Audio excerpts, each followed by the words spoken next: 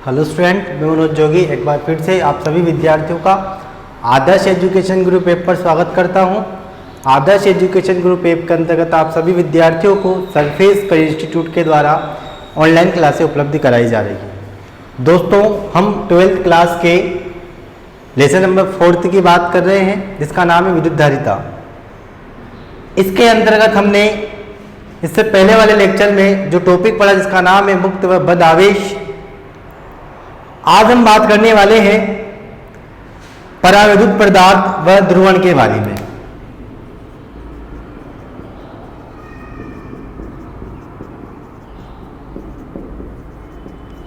आज का जो टॉपिक है अपना क्या है, पराविद्युत पदार्थ व ध्रुवण के बारे में बात करने वाले हैं।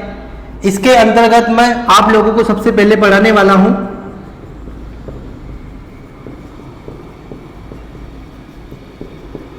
पराविद्युत पदार्थ के बारे में। आप लोग पराविद्युत पदार्थ की परिभाषा ध्यानपूर्वक सुनना। दोस्तों, पराविद्युत पदार्थ कहते किसे हैं, इसके बारे में हम बात करेंगे।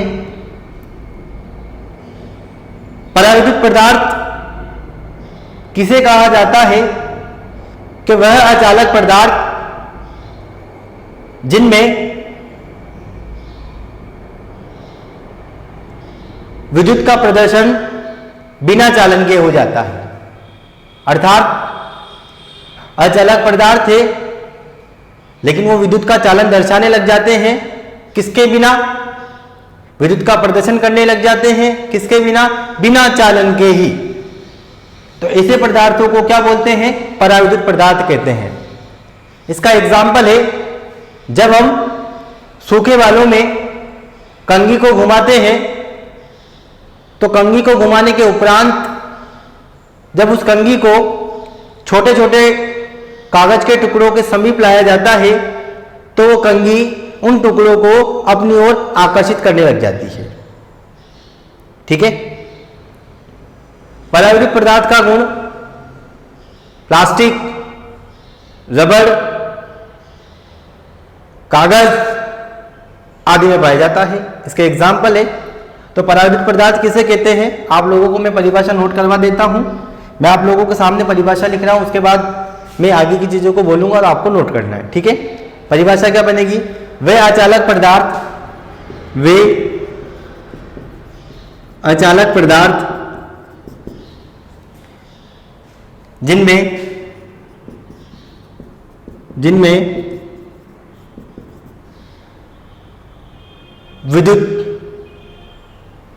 जिनमें विद्युत प्रभाव का प्रदर्शन, विद्युत का प्रदर्शन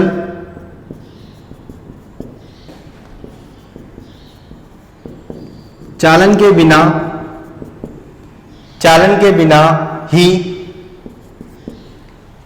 बिना ही हो जाता है,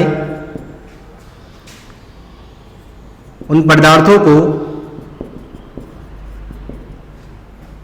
पराविद्युत पदार्थ कहते हैं। पराविद्युत पदार्थ कहते हैं। उदाहरण, जब हम सूखे बालों में कंघी को घुमाते हैं तो उसके बाद जब इस कंघी को कागज के टुकड़ों के समीप लाया जाता है तो यह कागज के टुकड़ों को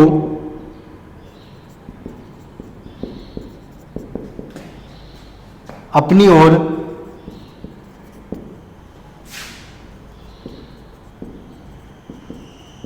आकर्षित करती है। अपनी ओर आकर्षित करती है। जैसे में अपन लिख देते हैं रबड़, कागज,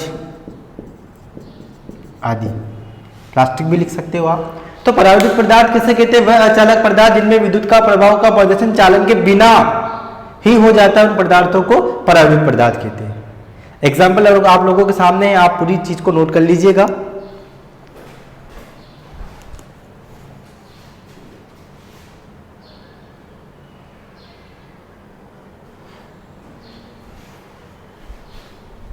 ठीक है, आप लोगों ने इस चीज को नोट कर लिया होगा। अब हम बात करेंगे आगे, परावैद्युत पदार्थ कितने प्रकार के होते हैं, इसकी हम बात करने वाले हैं। तो अपना अगला टॉपिक है परावैद्युत पदार्थ के प्रकार। हम बात करेंगे अब परावैद्युत पदार्थ के प्रकार के बारे में।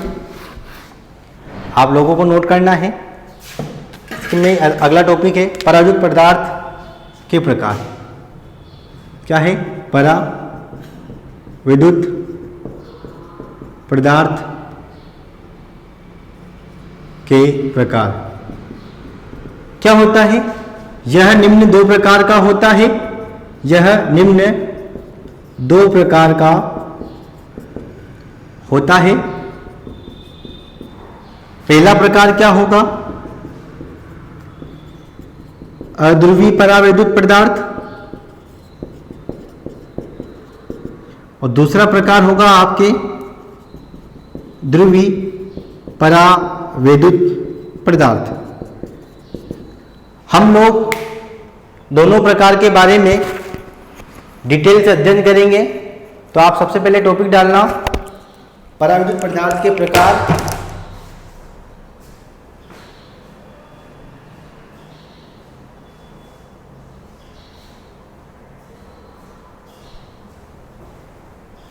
जैसे ही आप लोग अपना टॉपिक डालोगे परावैद्युत पदार्थ के प्रकार, तो ये निम्न दो प्रकार का होता है। पहला प्रकार क्या होता है? अध्रुवी परावैद्युत पदार्थ, और दूसरा प्रकार आप लोगों के होगा, पहला होगा अध्रुवी परावैद्युत पदार्थ और दूसरा प्रकार होगा आप लोगों के सामने ध्रुवी परावैद्युत पदार्थ। ठीक है, जैसे ही आप लोगों ने दोनों प्रकारों को लिख लिया होगा, आप सबसे पहला पॉइंट डालो अध्रुवी परावैद्युत पदार्थ। मैं आप लोगों के सामने सबसे पहले बात करूंगा अध्रुवी परावैद्युत पदार्थ के बारे में। ठीक है, तो आप लोगों को सबसे पहला पॉइंट डालना है अध्रुवी परावैद्युत पदार्थ। आप लोगों ने पहला पॉइंट डाल लिया होगा। तो हम सबसे पहले बात करने वाले हैं अध्रुवी परावैद्युत पदार्थ के बारे में। ठीक है, तो आप लोगों का सबसे पहला पॉइंट होगा अध्रुवी परावैद्युत पदार्थ। ठीक है, पहले पॉइंट के बारे में हम बात करने वाले हैं।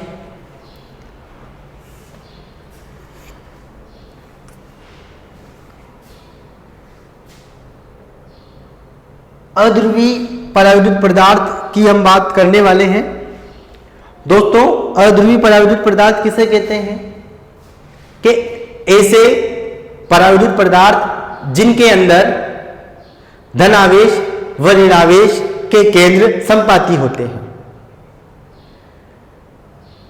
इनके कहने का अर्थ यह है, इनमें विद्युत द्विध्रुव आघूर्ण का मान शून्य पाया जाता है। या दूसरे शब्दों में हम कहें, ऐसे पदार्थ जिनमें धनावेश व ऋणावेश का केंद्र एक दूसरे के समपाती होता है, उसे अध्रुवी परावैद्युत पदार्थ कहते हैं। इसका उदाहरण है H2, N2, O2 आदि। ठीक है, तो मैं आप लोगों के सामने अध्रुवी परावैद्युत पदार्थ की परिभाषा बोलने जा रहा हूं। आप लोगों को मेरे साथ नोट करना है। ठीक है, तो आप सबसे पहला पॉइंट डाल लिया होगा आप लोगों ने अध्रुवी परावैद्युत पदार्थ। हमें बोलता जा रहा हूं, आप लोगों को लिखना है। लिखना, ऐसे परावैद्युत पदार्थ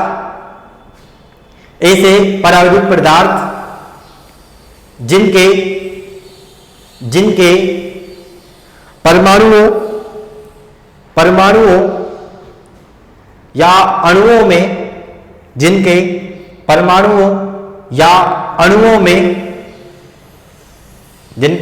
परमाणुओं या अणुओं में धनावेश व ऋणावेश,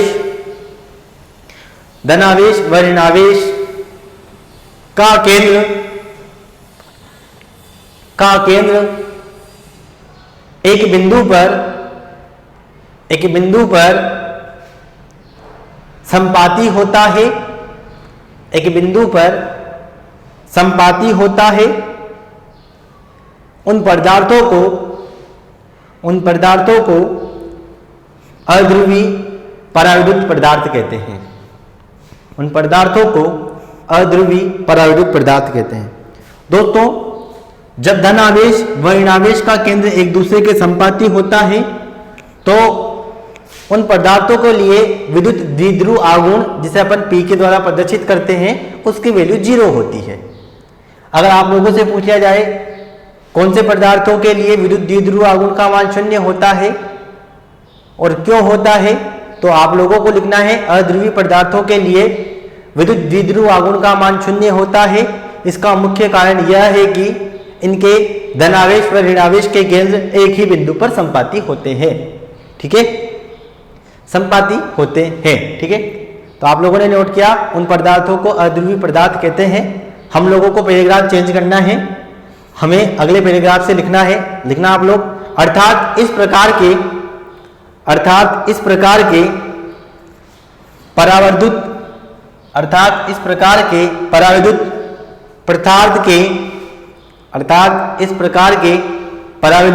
पदार्थ के प्रत्येक अणु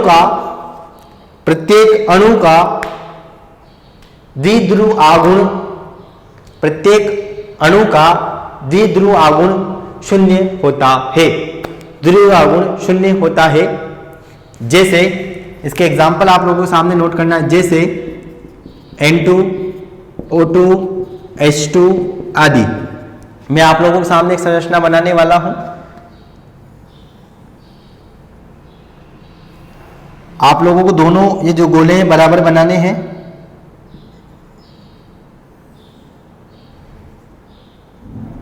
ये है H2 की संरचना, H+, एक इसकी संरचना है H2 अणु की संरचना, H2 अणु की संरचना तो आप लोगों को बनानी है। आप लोग H2 अणु की संरचना बना सकते हो। इसके लिए विद्युत द्विध्रुव आघूर्ण का मान 0 होता है। ठीक है, तो आप लोगों ने पहला पॉइंट नोट कर लिया होगा। अब हम बात करेंगे इसके दूसरे पॉइंट की। दूसरा पॉइंट क्या होगा? ध्रुवी पराविद्युत पदार्थ। दूसरा पॉइंट आपके सामने है, ध्रुवी पराविद्युत पदार्थ किसे कहते हैं? सिंपल सा है, अध्रुवी पराविद्युत पदार्थ किसे कहते हैं? ऐसे पदार्थ या अणु जिनके धन आवेश व ऋण आवेश के केंद्र संपाती होते हैं अध्रुवी कहलाते हैं। तो ध्रुवी किसे कहेंगे?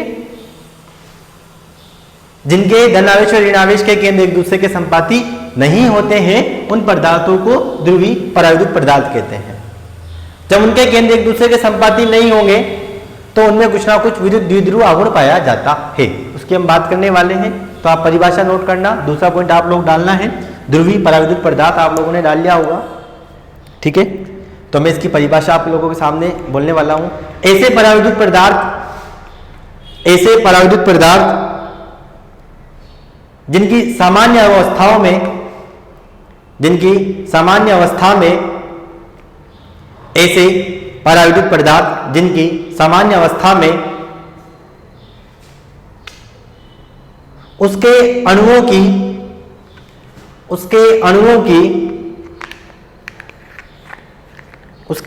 की असममित आकृति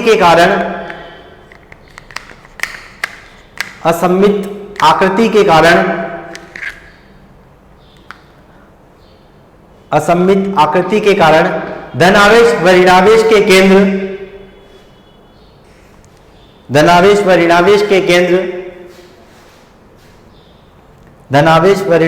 केंद्र संपाती नहीं होते हैं।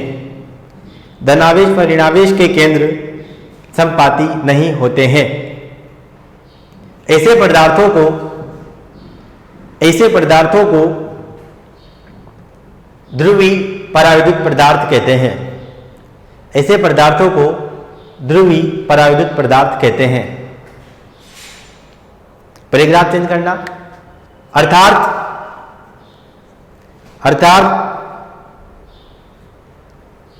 प्रत्येक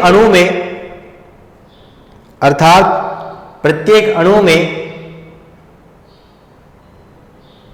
कुछ विद्युत द्विध्रुव आघूर्ण उपस्थित होता है।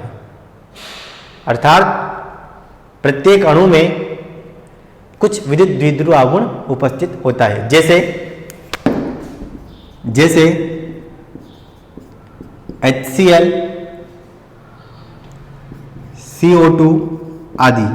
मैं आप लोगों के सामने HCl की संरचना बना रहा हूं, आप लोगों को ध्यानपूर्वक संरचना बनानी है। ये यहां पर जो होगा, ध्यानपूर्वक आप संरचना बनाना,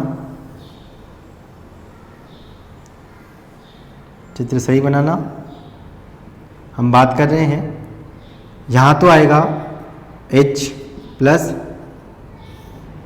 यहाँ आएगा Cl माइनस, और इसकी दिशा जो P है यहाँ पर, ये P बताता है विद्युत द्विध्रुव आघूर्ण को। ठीक है, तो आप लोग इसे भी नोट कर लीजिएगा।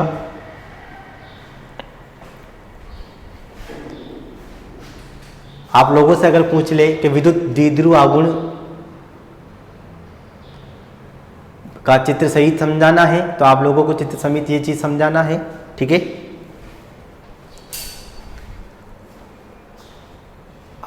अब हम बात करने वाले हैं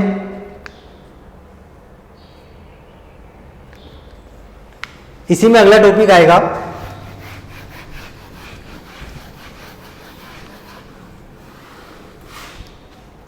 अगला टॉपिक है बाह्य विद्युत क्षेत्र में।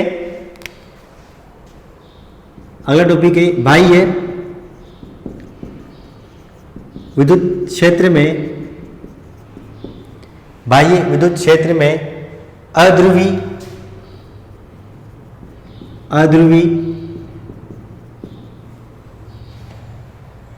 पराविद्युत पदार्थ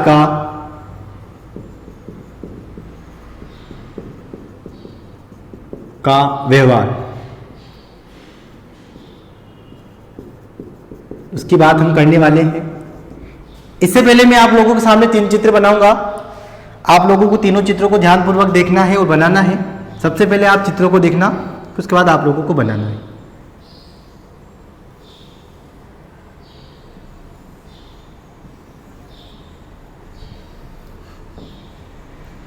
मैंने जैसे यहाँ पर 4 गोले बनाए, आप 6, 8, 9 कुछ भी बना सकते हो, वो आपके ऊपर डिपेंड है। आप लोगों को चित्र सही बनाना है, अच्छे से बनाना है। पहले में मेरा चित्र देखना है, उसके बाद अपना चित्र बनाना है, ताकि आप लोगों से गलती ना हो।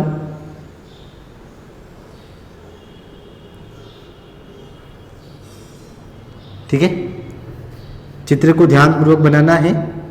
पहले मैं बनाऊंगा, उसके बाद आप लोगों को बनाना है। मैं इसके अंदर कुछ और लिखने वाला हूं, इसलिए आप जल्दबाजी ना करें। सबसे पहले मेरा चित्र देखें, उसके बाद अपना चित्र बनाएं।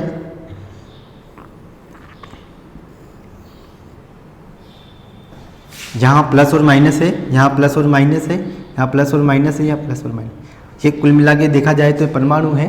ठीक है, यहाँ विद्युत क्षेत्र का मान 0 है।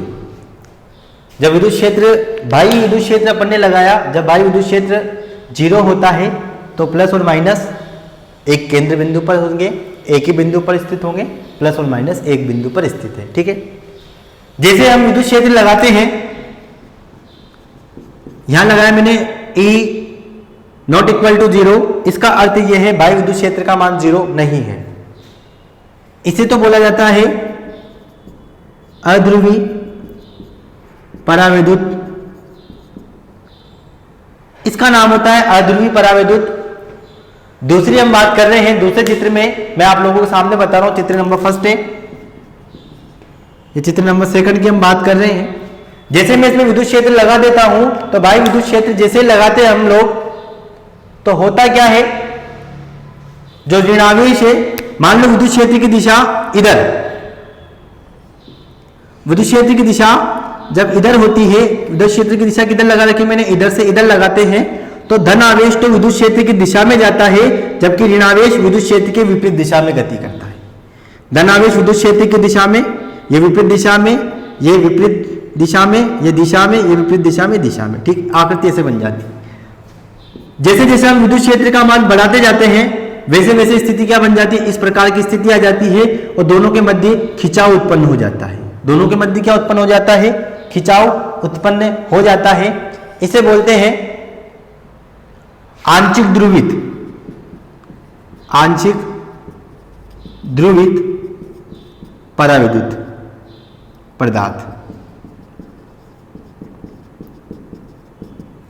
इन्हें ध्रुवित, आंशिक ध्रुवित क्यों बोला, पहले ये अध्रुवी पदार्थ थे, क्यों थे, क्योंकि प्लस और माइनस एक बिंदु पर स्थित था। लेकिन जैसे अपन बाह्य विद्युत क्षेत्र लगाते हैं तो प्लस और माइनस एक बिंदु पर स्थित नहीं होते हैं, अपने केंद्र बिंदु से खिसक जाते हैं, विस्थापित हो जाते हैं, अर्थात उसमें ध्रुवीय पदार्थ के कुछ ना कुछ गुण उपस्थित आ जाते हैं, इसलिए उसका नाम क्या बन गया, आंशिक ध्रुवित। ठीक है, ठीक इसी प्रकार जब विद्युत क्षेत्र का मान बढ़ता जाता है तो इनमें खिंचाव आ जाता है और माइनस प्लस अपने बिंदु से हट जाते हैं, अर्थात ये ध्रुवित हो जाते हैं, इसलिए इसे बोला जाता है ध्रुवण। क्या बोला जाता है, ध्रुवण। किसका ध्रुवण किया अपन ने, अध्रुवी पराविद्युत पदार्थ का ध्रुवण। तो यहां से ध्रुवण की परिभाषा निकलती है, मैं आप लोगों को समझाऊंगा, उसके बाद लिखना आप लोग कि अध्रुवी पराविद्युत पदार्थों पर जब बाह्य विद्युत क्षेत्र लगाया जाता है तो उसमें देखो यहां पर विद्युत द्विध्रुव आघूर्ण का मान 0 है, जबकि यहां विद्युत द्विध्रुव आघूर्ण का मान 0 नहीं है। क्यों नहीं है, क्योंकि यहां पर माइनस और प्लस का केंद्र बिंदु एक बिंदु पर स्थित नहीं है, अर्थात संपाती नहीं है। जहां केंद्र बिंदु संपाती नहीं होते हैं तो उसमें कुछ ना कुछ विद्युत द्विध्रुव आघूर्ण उत्पन्न हो जाता है। तो जब अध्रुवी पदार्थों पर बाह्य विद्युत क्षेत्र लगाया जाता है तो उनमें कुछ ना कुछ विद्युत द्विध्रुव आघूर्ण उत्पन्न हो जाता है, इस क्रिया का नाम बनता है ध्रुवण। तो आप लोगों को सबसे पहले तीनों चित्र बनाने हैं, फिर मैं आप लोगों को चित्र के बारे में लिखाऊंगा। आप लोग सबसे पहले चित्र नोट कर लीजिएगा।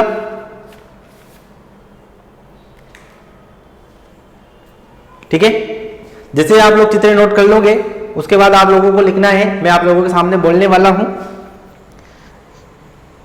देखो मैं क्या बोलने वाला उस चीज को ध्यानपूर्वक देखना। मैं आप लोगों के सामने एक छोटा सा चित्र बना रहा हूं, आप लोगों को देख, मान लो ये पूरा परमाणु है, परमाणु के अंदर नाभिक है, नाभिक धन आवेश होते हैं और इलेक्ट्रॉन इसके आसपास गति करते हैं, यही होता है। जब हम विद्युत क्षेत्र लगाते हैं तो नाभिक तो विद्युत क्षेत्र की दिशा में गति चल जाता है, मतलब धन आवेश तो विद्युत क्षेत्र की दिशा में जा रहा है, जबकि जो ऋण आवेश होंगे, इलेक्ट्रॉन होंगे, वो विद्युत क्षेत्र के कहां जाते हैं, विपरीत दिशा में जाते हैं। लेकिन इसमें कुछ ना कुछ प्रत्यानयन बल पाया जाता है, जिसके कारण माइनस और प्लस में क्या हो जाता है, खिंचाव उत्पन्न हो जाता है और लास्ट में आकृति किस प्रकार से बन जाती है, इस प्रकार से बन जाती है, अर्थात अध्रुवी पदार्थ कैसे हो जाते हैं, ध्रुवित हो जाते हैं और इसी क्रिया का नाम बन जाता है ध्रुवण बन जाता है। तो आप लोगों को इन तीनों चित्रों के नीचे लिखने स्टार्ट करना है, लिखना। जब किसी अध्रुवी परमाणु को, जब किसी अध्रुवी परमाणु को विद्युत क्षेत्र में, जब किसी अध्रुवी परमाणु को, जब किसी अध्रुवी परमाणु को विद्युत क्षेत्र में रखते हैं तो, विद्युत क्षेत्र में रखते हैं तो इसका नाभिक, देखो मैंने बनाया था बीच में नाभिक, इसका नाभिक विद्युत क्षेत्र की दिशा में, देखो प्लस वाला तो कहां जा रहा है, विद्युत क्षेत्र की दिशा में, इसका नाभिक विद्युत क्षेत्र की दिशा में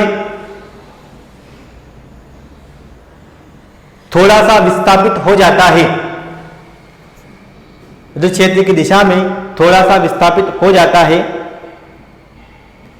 और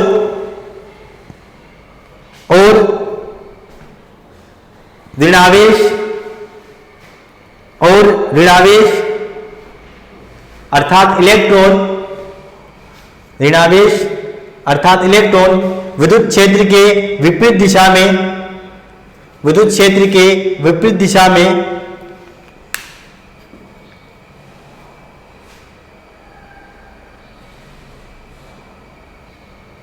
विस्थापित होते हैं, विस्थापित होते हैं।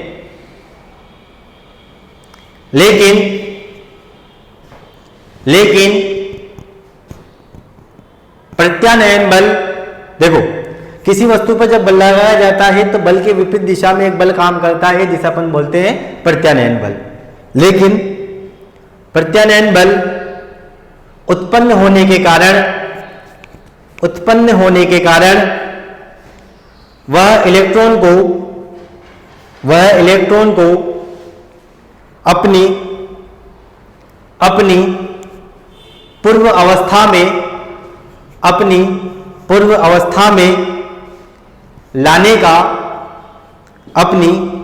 अवस्था में लाने का प्रयास करता है, जिसके कारण परमाणु में एक माइनस उधर जा रहा है, प्लस इधर जा रहा है, तो क्या हो रहा है, खिंचाव उत्पन्न हो रहा है। परमाणुओं में खिंचाव उत्पन्न हो जाता है,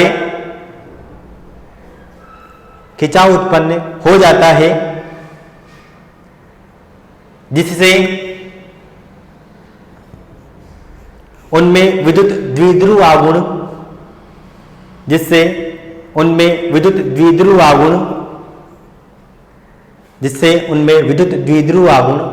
उत्पन्न हो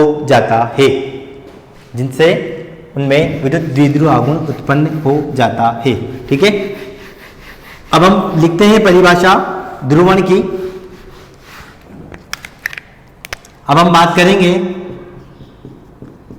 ध्रुवण की, तो आप लोगों को टॉपिक डालना है ध्रुवण की परिभाषा मैं आप लोगों को लिखाऊंगा। किसे बोलते हैं, बाह्य विद्युत क्षेत्र की उपस्थिति में, बाह्य विद्युत क्षेत्र की उपस्थिति में पराविद्युत पदार्थों में विद्युत द्विध्रुव आघूर्ण, आप लोग ये भी बोल सकते हो बाह्य विद्युत क्षेत्र की उपस्थिति में अध्रुवी पदार्थ ध्रुवित हो जाते हैं, इस क्रिया को ध्रुवण कहते हैं। क्योंकि अध्रुवी पदार्थों के लिए विद्युत द्विध्रुव आघूर्ण का मान 0 होता है, लेकिन जैसे जैसे अपन उसे ध्रुवित करते जाते हैं विद्युत द्विध्रुव आघूर्ण का मान 0 नहीं होता है, उसमें विद्युत द्विध्रुव आघूर्ण उत्पन्न हो जाता है। में विद्युत द्विध्रुव आघूर्ण उत्पन्न हो जाता है, इसे ध्रुवण कहते हैं। आप नोट करना, बाह्य विद्युत क्षेत्र की उपस्थिति में पराविद्युत पदार्थ में विद्युत द्विध्रुव आघूर्ण उत्पन्न हो जाता है, इसे ध्रुवण कहते हैं, ठीक है। आपको पैराग्राफ चेंज करना है, उसके बाद मैं जो बोलूं उसे नोट करना है, पैराग्राफ चेंज करना। ऐसे पदार्थ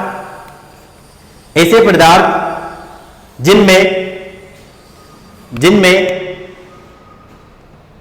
इस विद्युत द्विध्रुव आघूर्ण का नाम बनता है प्रेरित विद्युत द्विध्रुव आघूर्ण भी कहते हैं, क्योंकि ये वायु विद्युत क्षेत्र लगाने के बाद उत्पन्न हुआ, ठीक है।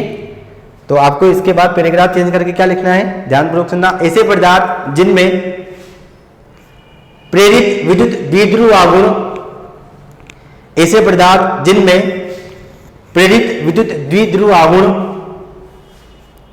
बाह्य विद्युत क्षेत्र के समानुपाती होता है, वह विद्युत क्षेत्र की दिशा में होता है, वह विद्युत क्षेत्र की दिशा में होता है उसे रेखीय समदेशी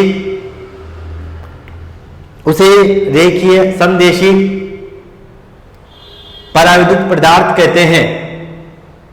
उसे रेखीय समदेशी पराविद्युत पदार्थ कहते हैं। ठीक है, तो यहां से आपको रेखीय समदेशिक पराविद्युत पदार्थ की परिभाषा प्राप्त हुई। देखो वहां हुआ क्या, रेखीय समदेशिक हुआ क्या, उसकी हम बात करेंगे। कहते हैं अर्थात P सदिश समानुपाती E सदिश, यही तो लिखा अपन ने कि प्रेरित विद्युत द्विध्रुव आघूर्ण का मान बाह्य विद्युत क्षेत्र के समानुपाती होता है। समानुपाती का चिन्ह अटका के यहां पर एक स्थिरांक लगता है काई। क्या स्थिरांक लगता है? काई लगता है। जहां पर इसके नीचे छोटा सा ई लिख देते हैं, आप लोग नोट कर लेना। यहां काई बराबर समानुपाती नियतांक है जिसे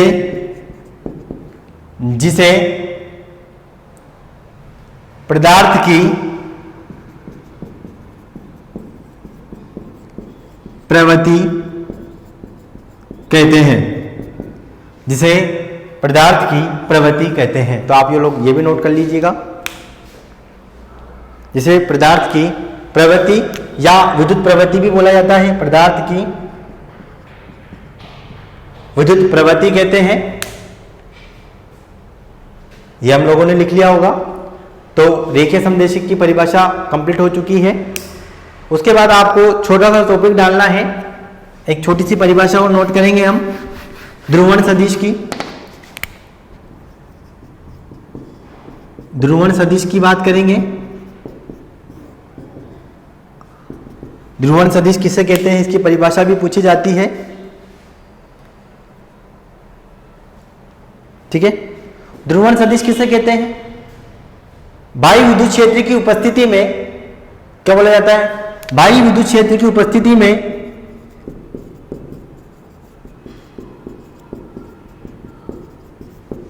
बाह्य विद्युत क्षेत्र की उपस्थिति में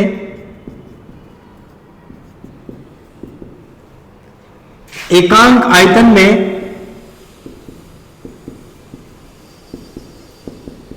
उत्पन्न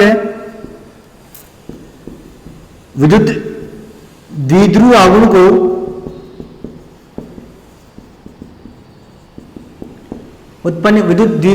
को ध्रुवण सदिश कहते हैं।